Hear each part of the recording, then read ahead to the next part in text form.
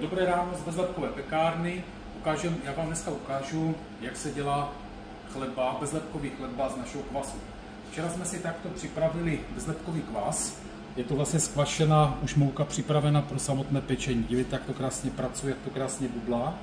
Takže takhle úžasný kvas připravíme a uděláme kvasový chleba teda bez droždí. Takhle to vypadá, když je dobrý kvas.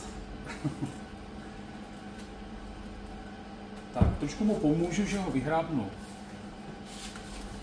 do jíže. Tak.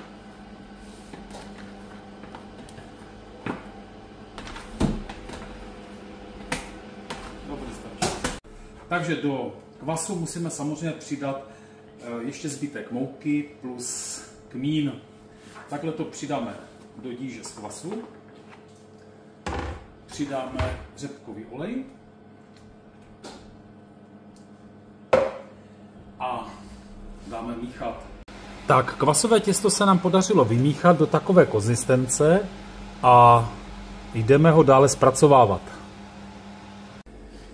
Tak, chleba vytvarujeme, takzvaně skulíme ho do takových bochánků, nějak takto, do takových bochánků. A bochánek dáme kynout do formiček zhruba na 2 hodiny. Tak, těsto se nám podařilo vykynout, po 2 hodinách to vypadá takto a nyní to musíme vyklopit na plech, který je vyložený papírem. Takže úplně takhle to krásně vyklopíme z formiček, upravíme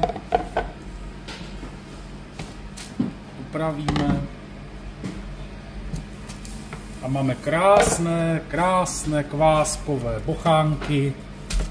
Takhle to vypadá.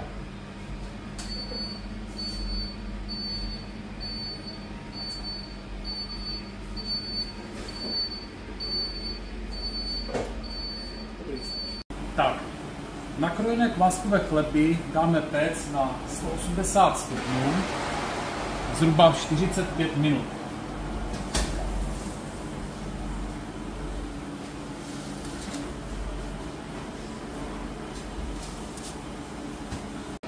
Tak, kvásek se nám snad podařil, snad bude chutnat a takhle to vypadá.